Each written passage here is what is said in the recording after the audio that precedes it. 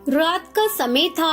ठंडी ठंडी हवाएं चल रही थी और उस हवाओं के साथ कुत्ते और भेड़ियों की आवाज भी आ रही थी। रामपुर जंगल के किनारे एक बड़े से खेत में गेहूं की फसल के अंदर दो भूतिया चिड़िया की आत्मा बैठकर फसल काट रही थी। तभी सुंदरी भूतिया टूनी चिड़िया की आत्मा से बोलती है, ए टोनी, मेरे को तो बहुत ही ज्यादा प्यास लग रही है। मैं तो फसल काटते काटते थक गई।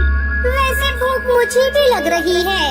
ऐसा करते हैं, थोड़ी देर इंतजार करते हैं। अगर कोई पक्षी यहाँ आता है तो तुम उसका खून पीना और मैं उसका मांस खा लूंगी। इस तरह तुम अपनी प्यास बुझा लेना और मैं अपनी भूख मिटा लूंगी। फिर भूतिया टूनी चिड़िया की आत्मा और सुंदरी की आत्मा गेहूं की फसल के अंदर बैठ जाती हैं। तभी वहाँ से कड़कनाथ सेठ गाना गाते हुए अपने घर की तरफ जा रहा था। चांदनी चांदनी रात है, रात के नशे में कोई बात है। कड़कनाथ की खुशबू उन दोनों भूतिया चिड़िया की आत्मा तक पहुँच जाती है और उसकी खुशबू को सूंघकर सुंदरी बोलती है, अरे टोनी बहन, मुझे पक्षी के खून की खुशबू आ रही है। मेरी तलब बढ़ती जा रही है। जाओ, जाकर जल्दी से उस पक्षी को पकड़कर मेरे पास ले आओ। उसकी बात सुनकर भूतिया टूनी चिड़िया की आत्मा उड़कर इधर उधर देखने लगती है कि तभी उसे कड़कनाथ दिखाई देता है और वो अचानक ही कड़कनाथ सेठ के पास आ जाती है। भूतिया टूनी चिड़िया की आत्मा को देख कड़कनाथ सेठ की सिट्टी बिट्टी गुल हो जाती है। भूतिया, यहाँ तो भूतिया चिड़िया की आत्मा है। अरे बाप रे बाप, मुझे क्या पता था कि मेरे गेहूं के खेत में चिड़िया की आत्मा होगी। अगर मुझे पता होता तो मैं यहाँ कभी नहीं आता। इतना कहकर कड़कनाथ सेठ वहाँ से भागने लगता है। तभी भूतिया टूनी चिड़िया की आत्मा उससे बोलती है, नहीं कड़कनाथ, मैं तुझे नहीं छोड़ सकती, क्योंकि मेरी बहन माँ बनने वाली है और उसे बहुत प्यास लगी है। इसलिए उसकी प्यास बुझाने के लिए मुझे तो तुझे मारना ही होगा। और वैसे भी तुम मुझे भूल कैसे सकते हो? मैं वही हूँ जिसको तूने अपनी फसल काटने को दी थी। इतना कहकर भूतिया टूनी चिड़िया की आत्मा कड़कनाथ सेठ को मार देती है। सुंदरी कौवी की आत्मा उसका सारा खून पी जाती है। कड़कनाथ सेठ को मारने के बाद एक बार फिर वो दोनों अपनी फसल को काटने लगती है और जैसे ही सूरज निकलने वाला होता है तभी भूतिया टूनी चिड़िया की आत्मा बोलती है, अरे सुंदरी बहन, सुबह होने वाली है, जल्दी यहाँ से गायब हो जाओ, वरना जैसे ही सूरज की रोशनी हम पर पड़ेगी वैसे ही हम जलकर मर जाएंगे। ये सुनकर वो दोनों वहाँ से गायब हो जाती हैं और इस तरह में एक बार फिर रात होती है। वो दोनों भूतिया चिड़िया की आत्मा एक बार फिर गेहूं के खेत में अपनी फसल काटने लगती है। इस तरह अगर उस फसल के पास कोई भी पक्षी आता तो वो दोनों से मार देती। ऐसे ही एक बार की बात है, टुनटुनी चिड़िया उस गेहूं की फसल के आगे से जा रही थी। तभी भूतिया टूनी चिड़िया की आत्मा उसके सामने आ जाती है और टुनटुनी पर हमला करने जाती है। जैसे ही वो टुनटुनी पर हमला करती है वैसे ही भूतिया टूनी चिड़िया की आत्मा को एक झटका लगता है और वो पीछे हट जाती है। तू कौन है और मैं तुझे छू क्यों नहीं पा रही हूँ?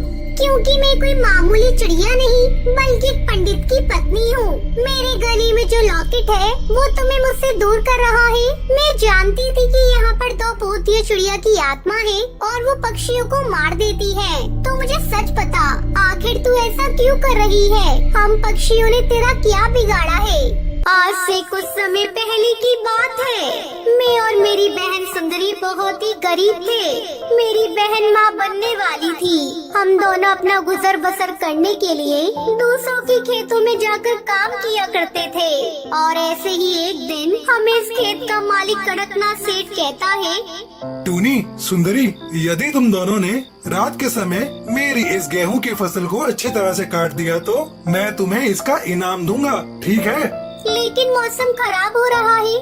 तभी तो मैं तुम्हें रात के समय फसल काटने को बोल रहा हूँ। अगर तुम रात के समय ठीक समय पर फसल काट देती हो तो मेरी फसल बच जाएगी। कड़कनाथ सेठ की बात मानकर हम दोनों फसल काटने लगे। तभी बहुत तेज बारिश होने लगी और बिजली हमारे ऊपर गिरने से हमारी मौत हो गई और हमने इस गेहूं के खेत के मालिक कड़कनाथ सेठ को मार दिया। पर हम यहाँ से कहीं नहीं जाएंगे। वो दोनों भूतिया चिड़िया की आत्मा टुनटुनी को अपनी कहानी बता रही थी। तभी सूरज निकल आया और उसकी किरणें उन दोनों पर पड़ने लगी, जिससे वो दोनों जलने लगी। तूने अपनी बातों में फंसाकर हमें धोखे से जला दिया, लेकिन याद रहे हम वापस आएंगे, और जिस दिन आएंगी उस दिन सिर्फ इस खेत तक सीमित नहीं रहेंगे, बल्कि तेरे पूरे जंगल को तबाह करने के लिए आएंगे। इतना बोलते बोलते वो भूतिया टूनी चिड़िया की आत्मा और सुंदरी जलकर राख हो जाती है। इस तरह उस गेहूं के खेत को उस भूतिया टूनी चिड़िया की आत्मा से मुक्ति मिल जाती है। आ रही है, वो देखो, सुंदरी कौवी और हरी तोती आ रही है। मेरे परिवार वालों, अपने पेट की आग को बुझाने के लिए तैयार हो जाओ, क्योंकि बहुत ही ताज़ा ताज़ा खाना खाने को मिलेगा। चलो हम लोग छुप जाते हैं, नहीं तो हमें देखते ही वो यहाँ से भाग जाएंगे। अगर हमारे जंगल में शौचालय ना होता तो पता नहीं हम पक्षियों का क्या होता। वो तो शुक्र है ऊपर वाले का, जो उस दिन सरकार ने हमारे शौचालय बनवाने की अपील को मंजूर करके हमारे जंगल में शौचालय बनवा दिया। सुंदरी और हरी तोती शौचालय में जाकर बैठ जाती है, जिसके बाद अचानक से शौचालय की लाइट बंद हो जाती है। अरे सुंदरी दीदी, शौचालय की लाइट चली गई है। मुझे बहुत डर लग रहा है, इसलिए मुझसे बात करती रहो।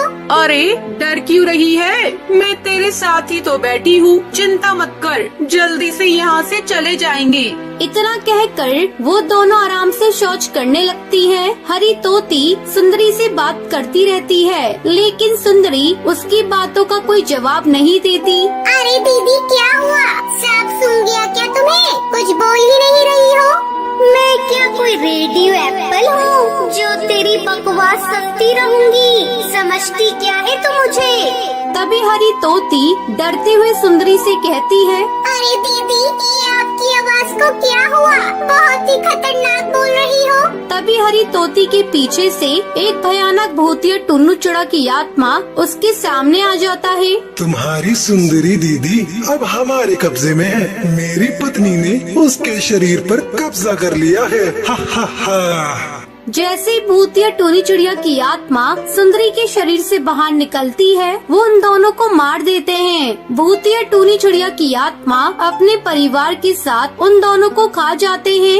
इतने दिनों के बाद पक्षी के शरीर को खाकर बहुत राहत मिल रही है। आज तो मजा ही आ गया। बेटा, तुम्हारा पेट तो भर गया ना? हाँ माँ, मेरा पेट भर गया। चलो आराम से अपने शौचालय में आराम करते हैं। फिर भूतिया टूनी चिड़िया की आत्मा अपने परिवार के साथ शौचालय में सो जाती है। अगले दिन हरी तोती और सुंदरी कौवी की गायब होने की खबर पूरे जंगल में फैल जाती है। अरे तुम्हें क्या बताऊं, मेरी सुंदरी हरी तोती को लेकर रात के समय पास वाले शौचालय में गई थी, लेकिन कल रात से उसका कोई अता पता नहीं है। अब बताओ हम क्या करें?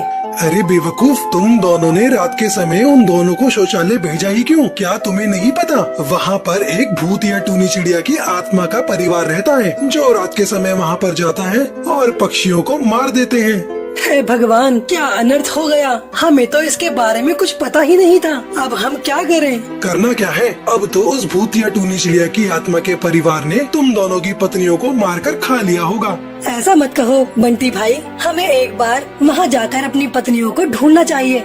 जिसके बाद वो दोनों शौचालय में जाते हैं, लेकिन वहाँ उन्हें कुछ पता नहीं चलता। फिर वो बाबा के पास जाते हैं। बाबा, हमारे जंगल में एक बहुत ही भयानक भूतिया टूनी चिड़िया अपने परिवार के साथ हमारे जंगल के शौचालय में रहती है, और रात के समय जो भी शौचालय में जाता है वह उसे मार देती है। चिंता मत करो, मैं तुम्हारी मदद अवश्य करूँगा। इतना कहकर बाबा रात के समय जंगल के शौचालय पर आता है और एक मंत्र का जाप करने लगते हैं। बाबा के मंत्र से भूतिया टूनी चिड़िया की आत्मा अपने पति और अपने बच्चे के साथ शौचालय से बाहर निकलती है। तू यहाँ इस शौचालय में अपने परिवार के साथ क्या कर रही है और इस जंगल के पक्षियों को क्यों मार रही है? रुक जा, ये मंत्र पढ़ना बंद कर दे। मैं तुझे पूरी सच्चाई बताती हूँ। ये कुछ समय पहले की बात है। मैं यहाँ रहा करती थी। हम लोग मजदूरी करके अपना गुजारा किया करते थे। एक दिन जंगल में सरकार ने शौचालय बनवाने की ऑर्डर भिजवाई, जिसे बनाने के लिए मजदूरों की जरूरत थी। मैं और मेरे पति शौचालय बनाने के काम में मजदूरी करने लगे, जिसकी मदद से हमारा घर अच्छा खासा चल रहा था। वहीं मेरी बेटी टुनटुनी छोटी थी और जब भी हम शौचालय की मजदूरी का काम किया करते थे तो मैं उसे अपने साथ ले आया करती थी। लेकिन हमें ये नहीं पता था कि इस मजदूरी के काम में हम एक दिन मारे जाएंगे। हम लोग काम कर रहे थे, टुनटुनी हमारे पास ही खेल रही थी। तभी अचानक से शौचालय की एक दीवार हमारे ऊपर गिर गई, जिसकी वजह से हम तीनों की मौत हो गई। लेकिन सरकार ने इस बात पर कोई एक्शन नहीं लिया और वही शौचालय बनाने का काम चालू रखा, जिसकी वजह से हम तीनों की आत्मा को शांति नहीं मिली। तुम्हारे साथ जो हुआ बहुत बुरा हुआ, लेकिन वो तो एक दुर्घटना थी जिसमें तुम्हारी मौत हुई। तुम उसकी सजा जंगल वालों को क्यों दे रही हो? यहाँ से चली जाओ। बाबा, हम यहाँ से चाहकर भी नहीं जा सकते, क्योंकि हमारी आत्मा को मुक्ति नहीं मिली है। अगर तुम हमारी आत्मा को मुक्ति दिलवा दो तो हम यहाँ से चले जाएंगे।